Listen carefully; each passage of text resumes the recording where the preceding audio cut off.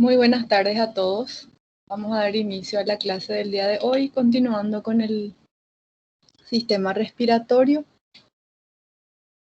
Vamos a hablar un poquito de una patología no muy frecuente, pero es importante conocer y saber que es la fibrosis quística. También vamos a hablar de otra patología infecciosa de etiología viral, sería la enfermedad tipo influenza. No son enfermedades correlacionadas, pero como para que podamos ir viendo dos temas y podamos terminar el aparato respiratorio. Bueno, vemos que la enfermedad, la fibrosis quística es una enfermedad autosómica recesiva. Es una enfermedad más común en la raza blanca, en uno en 2.500 y uno en 20.000. Generalmente aparece en la infancia. La edad media suele ser, entonces la edad de aparición suele ser generalmente en la infancia, ¿verdad? Pero la esperanza de media de vida suele ser de más o menos 37 años. La transmisión sería hereditaria, la autosómica recesiva, en donde tenemos una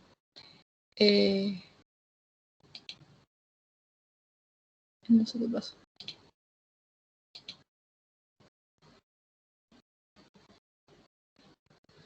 En este caso tenemos la madre portadora y el padre portador en un 25% de los casos sería igual la mutación. En un 50% de los casos tendremos casos de portadores y en un 25% de los casos van a haber pacientes que van a desarrollar la enfermedad. Suele ser causada por diversas mutaciones. La más frecuente sería de la AF508, donde se produce la pérdida del aminoácido fenilalanina en la posición 508 del gen situado en el brazo largo del cromosoma 7. Dicho gen generalmente codifica la formación de la proteína CFTR, que es una proteína reguladora de conductancia a través de las membranas de las células que segregan moco. Entonces, aquí vemos que es importante tener en cuenta que es una mutación causada por el gen AF508. En cuanto a las manifestaciones clínicas, vamos a ver que tiene diversas manifestaciones en distintos aparatos y sistemas. En el aparato respiratorio vemos que hay afectación pulmonar, alteración en el gen, eso generalmente conduce con que haya disminución de la cantidad de moco, aumento en la absorción de sodio, obstrucción bronquial por ende, infección, inflamación, bronquiectasias, también fibrosis, que puede conducir a insuficiencia respiratoria y muerte prematura. En el aparato digestivo vemos que puede haber afectación a nivel del páncreas, el páncreas exócrino en sí, en donde hay una incapacidad para secretar sodio, bicarbonato y también agua, dando lugar a la retención de enzimas en el páncreas y también a la destrucción de casi todo el tejido pancreático.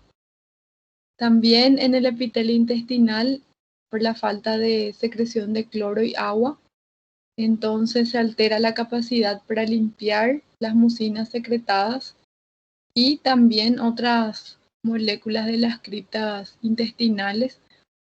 Entonces vemos que hay una falta de secreción o disminución en el cloro y agua, la producción. A nivel del sistema hepatobiliar también por secreción deficiente de cloro y agua. Esto ocasiona retención de las secreciones biliares y también... Doctora, permiso.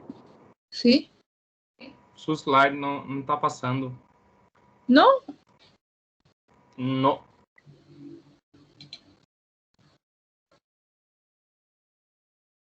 Todavía se quedó no primero.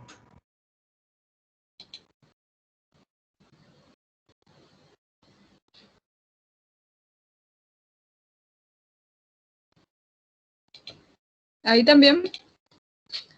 Porque acá me dice que el slide está al moderador en el privado, algo así me aparece, eso no entiendo qué es.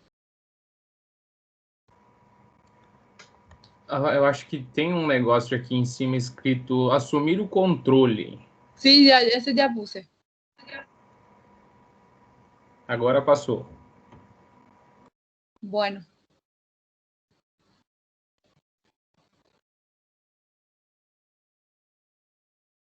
¿Están viendo ahí el slide? Sí. Sí. Bueno. Entonces, vemos que la fibrosis quística es una enfermedad autosómica recesiva. Generalmente se manifiesta más en la raza blanca, aparece en la infancia y la esperanza media de vida sería en pacientes mayores o hay en un promedio de 37.4 años. Vamos a ver un poquito. Aquí vemos que causada por la mutación, por diversas mutaciones en realidad, pero la más frecuente por la mutación de la AF508, en donde hay pérdida del aminoácido fenilalanina en la posición 508, que es un gen situado en el brazo largo del cromosoma 7. Entonces, para que tengan como punto de referencia. Vemos entre las distintas manifestaciones clínicas, ¿verdad? Podemos encontrar a nivel del aparato respiratorio, en donde debido a la disminución o la falta de secreción de cloro y agua, hay aumento de la absorción de sodio. Eso conduce con que haya desecación de moco o disminución de la cantidad de moco, obstrucción bronquial, infecciones recurrentes, inflamación, bronquiectasias, fibrosis, eso ya a la larga, que puede conducir o conduce a la insuficiencia respiratoria y muerte prematura. En cuanto al aparato digestivo, vemos que a nivel del páncreas exócrino, también por incapacidad para secretar sodio, bicarbonato y agua, entonces conduce con que haya retención de enzimas a nivel del páncreas y posteriormente destrucción de casi todo el tejido pancreático.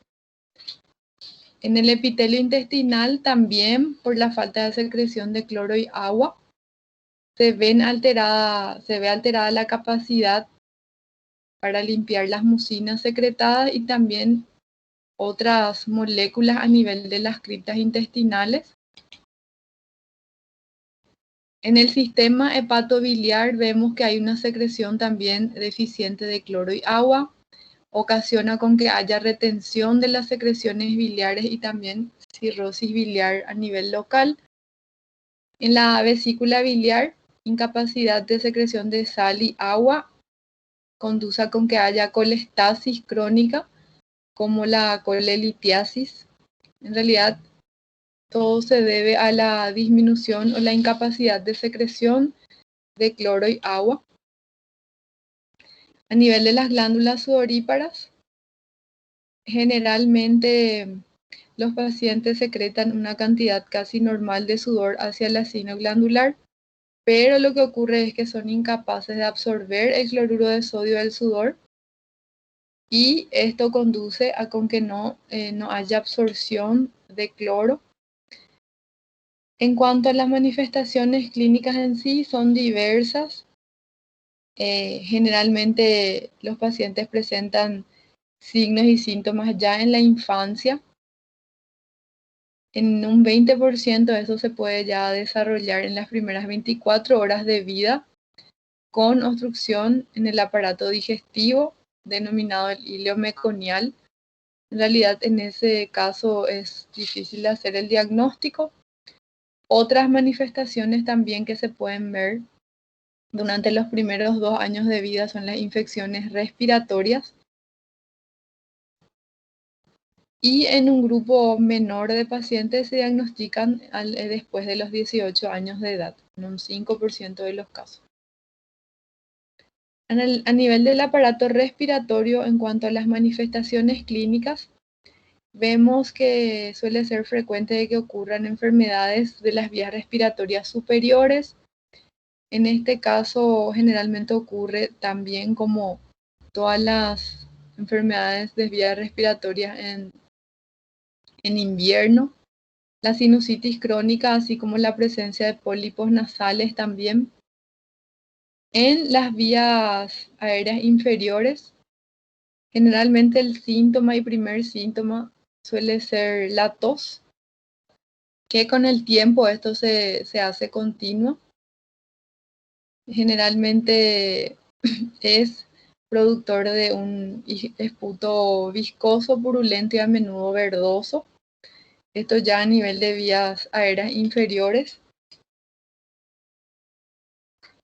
Generalmente hay periodos de estabilidad clínica que se suelen ver interrumpidos por exacerbaciones. Muchas veces son precipitadas por infecciones virales sobreagregadas definidas. O sea, vamos a percibir eso por un aumento de la tos, esputo, febrícula, o sea, un cuadro infeccioso sobreagregado. Con el correr de los años, los cuadros infecciosos suelen ser exacerbados, suelen haber exacerbaciones más frecuentes de los cuadros infecciosos, y la recuperación de la función pulmonar perdida suele ser menos completa, lo que conduce a con que haya insuficiencia respiratoria. Esto ya con el correr de los años. Para el diagnóstico, generalmente la radiografía, la primera alteración suele ser en ese caso la hiperinsuflación, que se ve reflejada por la obstrucción de las vías aéreas pequeñas. Las complicaciones más frecuentes a nivel del aparato respiratorio suelen ser el neumotórax, hemóptisis, insuficiencia respiratoria, cardiopatía pulmonar o cor pulmonale. A nivel del aparato digestivo, como dijimos, en las primeras 24 horas o en los recién nacidos se puede manifestar como un hilo meconial que suele comenzar con distensión abdominal, incapacidad para expulsar heces y también vómitos. A nivel de la radiografía de abdomen, generalmente podemos ver niveles hidroaéreos en el intestino delgado. En niños y adultos jóvenes se produce un síndrome de obstrucción intestinal distal que suele comenzar con un dolor en fosa ilíaca derecha, pérdida de apetito, vómitos y a menudo una tumoración palpable que suele confundir o tener como diagnóstico diferencial a una apendicitis aguda.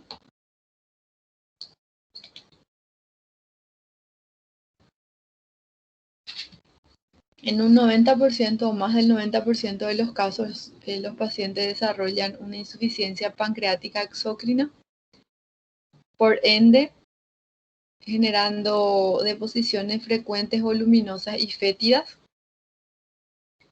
También se puede observar una absorción deficiente o disminuida de las vitaminas E y K, también resistencia a la insulina, ya que hay afectación pancreática, generando hiperglicemia. A nivel del aparato genitourinario, tanto en varones como en mujeres, podemos tener retraso en la pubertad o trastorno en la parte hormonal. Más del 95% de los pacientes presentan azoospermia o disminución en la cantidad de espermatozoides.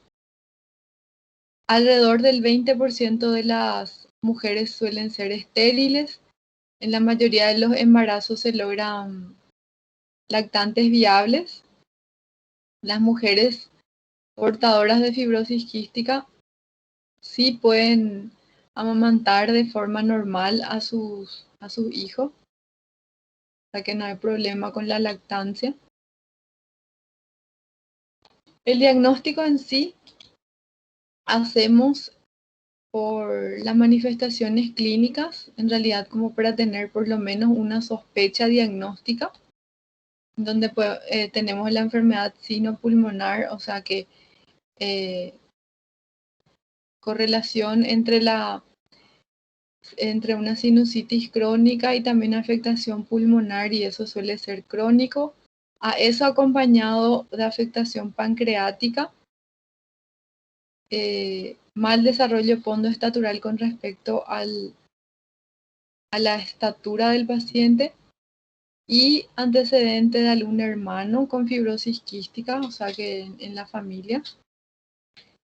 Y en la pesquisa neonatal encontramos datos positivos como 2 test del sudor positivo, mutaciones en el gen del CFTR o también diferencia de potencial nasal positivo. El test de cloro en el sudor generalmente suele ser el estudio estándar, gol estándar para llegar al diagnóstico de la fibrosis quística. Entonces ya con el test del sudor tenemos el diagnóstico, que esto también puede dar falsos positivos cuando tenemos lesiones en piel, en desnutrición, deshidratación, evaporación de la muestra o también errores técnicos o también falsos negativos.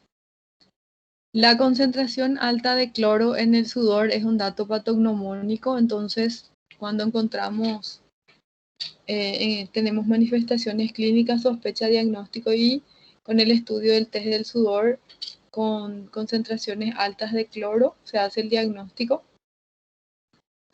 La concentración de cloro y sodio en el sudor suelen variar con la edad, pero una concentración de cloro mayor a 70.000 equivalentes por litro,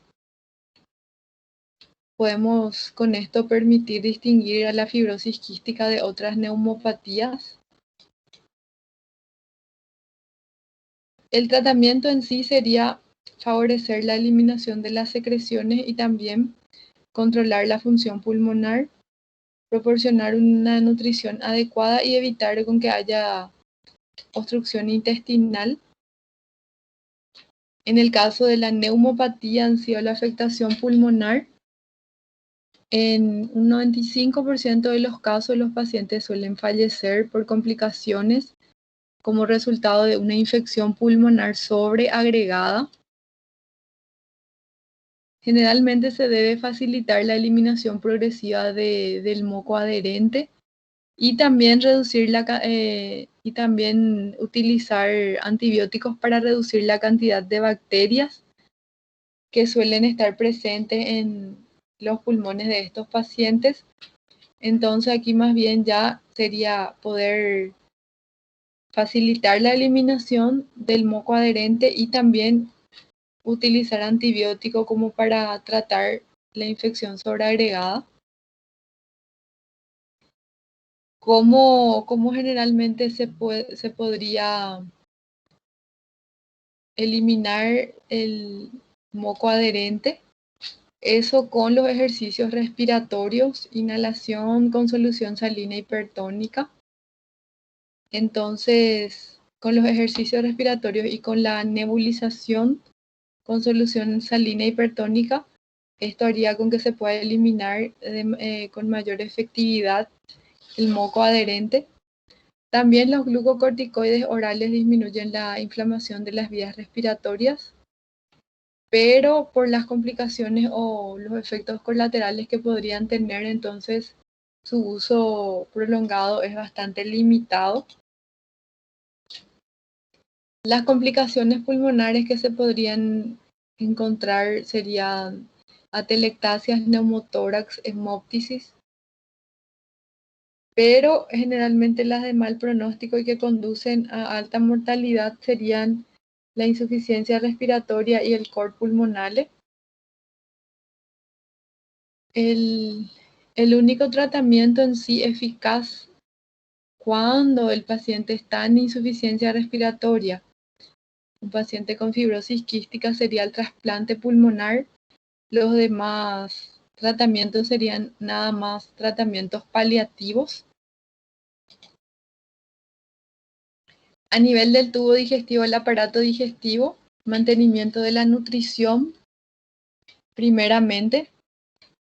En algunos casos los enfermos o los pacientes se benefician con tratamiento sustitutivo con enzimas pancreáticas, que serían cápsulas de 4.000 a 20.000 unidades de lipasa.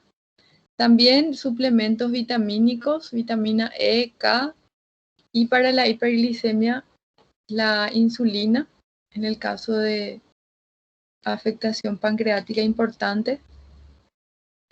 Entonces, es más bien para poder conocer, no suele ser una enfermedad frecuente, pero sí se debe de conocer para poder tener como entre las patologías respiratorias como diagnóstico diferencial de otras patologías. En este caso, como vemos, es bastante importante el antecedente de un familiar ya con fibrosis quística, familiar ya diagnosticado, y que se encuentren manifestaciones clínicas en familiares de uno ya con diagnóstico. Bueno, vamos a pasar a hablar un poquito de un tema más interesante, que sería la enfermedad tipo influenza, que a pesar de que actualmente todo, o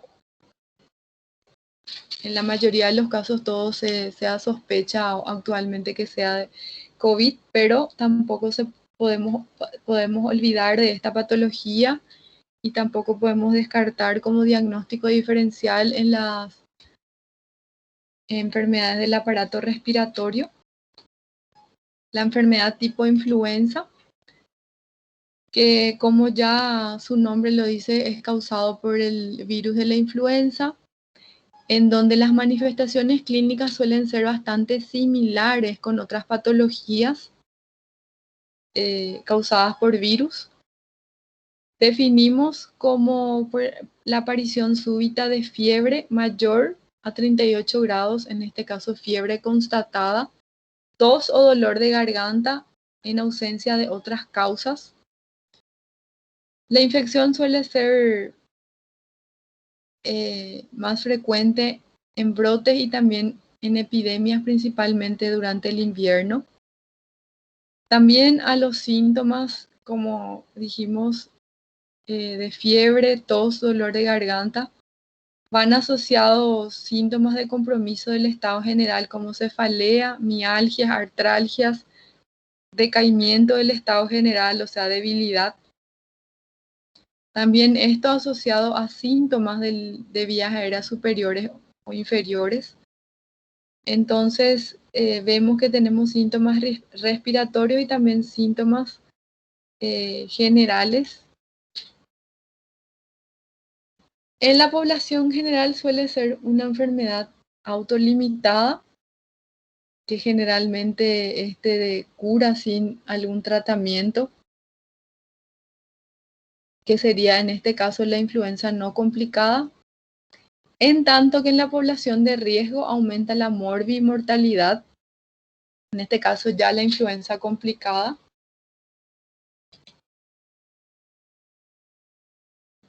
Para la transmisión en sí, se debe tener en cuenta la alta concentración viral en las secreciones respiratorias. Se ven las vías posibles serían transmisión de persona a persona a través de secreciones respiratorias por medio de la tos, estornudo, También por contacto con superficies contaminadas con secreciones respiratorias, pero lo más frecuente sería la transmisión de persona a persona a través de las secreciones respiratorias. El periodo de incubación suele ser de 1 a 4 días, en un promedio de 2 días. El contagio suele ocurrir a partir del día antes de que aparezcan los síntomas, hasta 5 a 7 días después del inicio de la enfermedad. Entonces, es importante siempre tener en cuenta entonces el primer día del inicio de los síntomas. También es importante tener en cuenta que en los inmunodeprimidos y también en los niños el tiempo de contagio suele ser mayor y también se manifiesta en inmunodeprimidos se manifiesta de una forma más grave. La influenza en sí no complicada,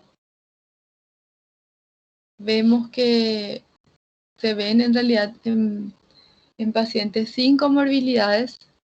Tenemos manifestaciones generales como el inicio abrupto de la fiebre, cefalea, mialgias, artralgias, malestar general, tos, secreciones nasales y también odinofagia. Puede presentarse generalmente con manifestaciones generales nada más, sin manifestaciones respiratorias en sí. El tiempo de enfermedad suele ser más o menos en un periodo de 7 días. Como dijimos, suele ser autolimitado, que cede o cura sin intervención, aunque en algunos pacientes persiste con astenia y también debilidad o decaimiento del estado general durante varias semanas. La neumonía en sí o la influenza complicada sería debido a dos posibilidades. La influenza complicada, la neumonía suele ser la complicación más frecuente y también esto vemos que se produce en pacientes de alto riesgo de complicación, en los pacientes con comorbilidades. Podemos tener también otras complicaciones que no sean respiratorias, como la miositis, encefalitis, meningitis, ataque afectación del sistema nervioso central, síndrome de Guillain-Barré, aumento de la incidencia de infarto de miocardio, rhabdomiólisis, miopericarditis, mielitis transversa, que suele ser con menor frecuencia. Los factores de riesgo, como dijimos, para el desarrollo de la enfermedad tipo influenza complicada serían en niños menores de 2 años, en pacientes adultos mayores de 65 años o en adultos de 65 años o más, como se dice. También en embarazadas y puérperas dentro de las 2 semanas del parto. Menores de 18 años que toman ácido acetil salicílico en forma crónica y residentes de geriátricos, o sea, asilos y también de tercer nivel.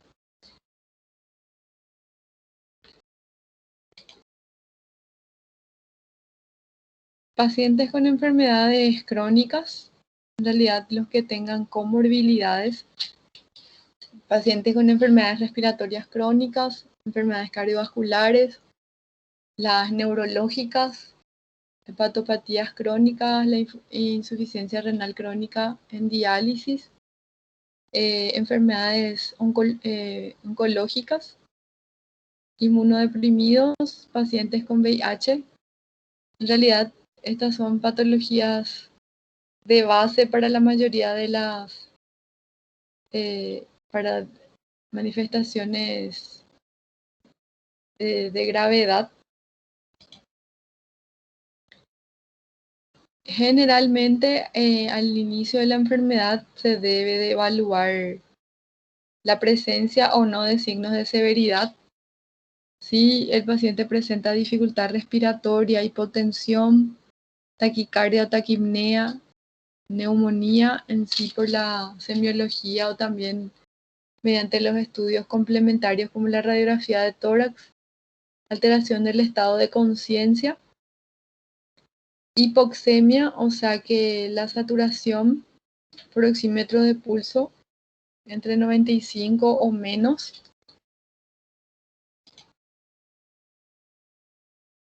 En los pacientes que no presentan signos de severidad, vemos que el manejo suele ser ambulatorio, con aislamiento relativo y también reposo.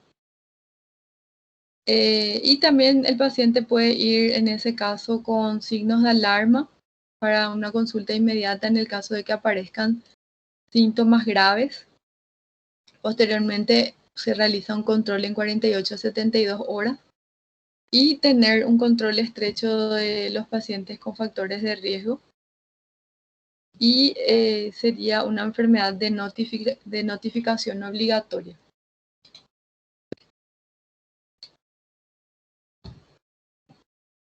Los pacientes ya que presentan signos de gravedad deben ser internados y la conducta en sí, en ese caso, hacer el diagnóstico virológico mediante los estudios, el tratamiento antiviral, precauciones de bioseguridad para evitar el contagio, tratamiento de sostén si así lo requiere con oxigenoterapia, ventilación según requerimiento, hidratación parenteral, y los antibióticos cuando tenemos sospecha de coinfección bacteriana sobreagregada, que se ve en un 5 a 30% de los casos, más en pacientes ya internados durante un tiempo que pueden desarrollar enfermedades nosocomiales. Con respecto al diagnóstico, para poder confirmar el diagnóstico mediante el hisopado nasal y el aspirado nasofaríngeo, en los pacientes ya en ventilación mecánica, sería el procedimiento realizar un aspirado traqueal o lavado broncoalveolar para poder aislar el virus en ese caso. Para estudios virológicos, la PCR, como en las demás patologías, es la prueba más sensible y específica. Entonces, por la reacción en cadena de la polimerasa, se hace el diagnóstico. También se puede hacer aislamiento viral mediante cultivos, pero esto no se realiza generalmente en la práctica clínica. Otros estudios que se podrían de realizar sería la inmunofluorescencia con el panel viral para 7 virus. Generalmente el panel viral también se realiza en meningitis, en cuadros de meningitis virales con el estudio del líquido cefalorraquídeo en ese caso. Se solicita el panel viral. También mediante antígenos rápidos. Eso es más bien para un estudio ya más rápido y un diagnóstico más rápido.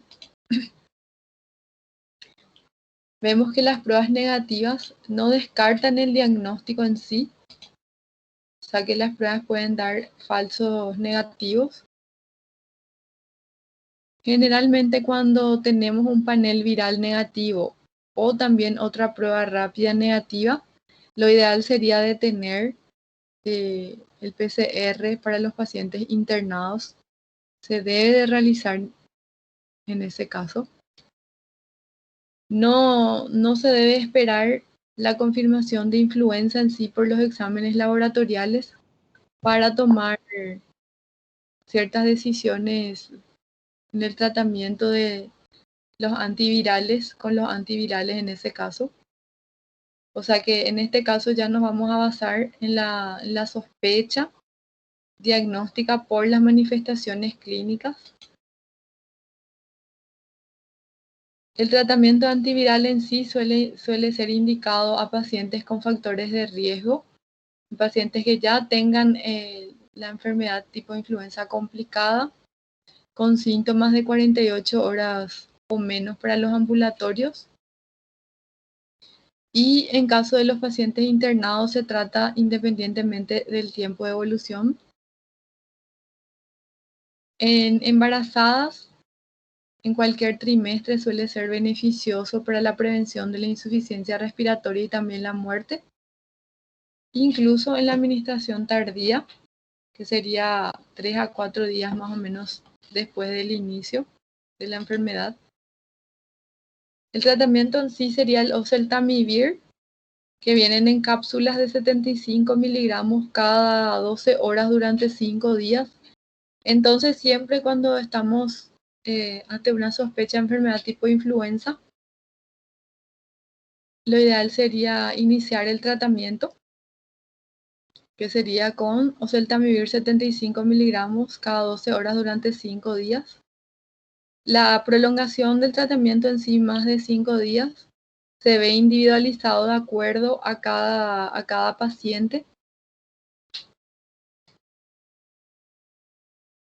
La administración de la vacuna contra la influenza no es una contraindicación para recibir el oseltamivir. Entonces, en realidad, a todos los pacientes que así lo requieran, pacientes con enfermedad ya complicada o enfermedad tipo influenza complicada, sí se debe de hacer el tratamiento. Lo importante sería evaluar los criterios de gravedad porque a partir de ahí podemos decidir si el paciente es para tratamiento ambulatorio o para internación. Los criterios de gravedad serían que haya disnea, hipoxemia. ¿Cómo nos percatamos de la hipoxemia? Mediante la saturación de oxígeno por oximetría de pulso o también mediante una gasometría arterial. Si hay compromiso del estado de conciencia, si hay deshidratación, empeoramiento progresivo de los síntomas respiratorios, hipotensión arterial, frecuencia respiratoria elevada, o sea que un paciente que está en shock, la radiografía de tórax anormal, auscultación también patológica, con auscultación de crepitantes bilaterales y descompensación de la comorbilidad de base. Entonces, todos estos serían los criterios de gravedad.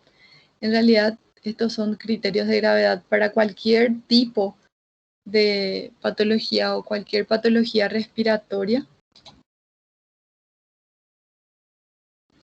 El paciente que no tiene signos de gravedad sería una enfermedad tipo influenza de tratamiento ambulatorio en el domicilio, aislamiento relativo, reposo. También sería importante el uso de tapabocas en estos pacientes. El tratamiento antiviral sí se realiza, por más que el paciente no tenga criterios de internación, sí se le realiza a los pacientes de riesgo. Los síntomas de alarma generales serían seguir más estrechamente a pacientes con riesgo social que hayan tenido internación por cuadro respiratorio en el último año, y las condiciones de riesgo, si es un paciente que va o no cumplir tratamiento a nivel domiciliario. En este caso hay que citar al paciente a las 48-72 horas para poder hacerse nuevamente un control. Dar la información sobre la enfermedad y los signos de alarma y notificar el caso. Entonces, en este caso hay que tener bien en ojo a los pacientes con comorbilidades, como en la mayoría de los casos. La enfermedad tipo influenza de tratamiento en la internación cuando tiene uno o más signos de gravedad. Lo importante aquí sería tomar la muestra para diagnóstico virológico mediante un hisopado nasal, un hisopado nasofaringeo, el tratamiento antiviral, el aislamiento respiratorio, el uso de tapabocas, tratamiento de los órganos comprometidos si así sea el caso, tratamiento de comorbilidades, pacientes diabéticos, hipertensos o con alguna otra patología conocida, la oxigenoterapia si así lo requiere y notificar también el caso. Entonces, como diagnóstico diferencial importante más en esta época, que sería entre influenza y el COVID-19, que es una enfermedad relativamente nueva. Siempre tener la sospecha y ante la sospecha solicitar los estudios complementarios. En realidad ambas parecen una misma enfermedad por las manifestaciones clínicas que presentan, pero no son iguales. Entonces vemos que el paciente sí puede presentar síntomas respiratorios y también síntomas generales, como fiebre, podemos tener tos, mialgia, artralgia, que sería el dolor de cuerpo, fatiga, secreción nasal, o sea, coriza o congestión nasal. Pero lo que nos va a llevar a hacer el diagnóstico serían los estudios complementarios. Vemos que suelen ser entre COVID e influenza, hay diferencia entre el agente etiológico. En realidad ambos tienen predilección por los pulmones, pero la enfermedad tipo influenza en este caso ya tenemos una forma de prevenir, y al tener esa prevención se puede desarrollar la enfermedad, pero se desarrolla menos cuadros graves. Entonces, para tener en cuenta y tener siempre presente de que en realidad sigue existiendo la enfermedad tipo influenza, pero ante síntomas respiratorios se debe de solicitar en los estudios que se realizan, ¿verdad? El hisopado, ya sea nasal o nasofaringeo, por las manifestaciones similares que presentan. Bueno, eso es todo por hoy. No sé si tienen alguna pregunta con respecto a en realidad, la enfermedad tipo influenza, que es una de las patologías más frecuentes y más interesantes en este caso, también por la similitud con las demás patologías respiratorias. Entonces, si tienen alguna pregunta, escucho preguntas.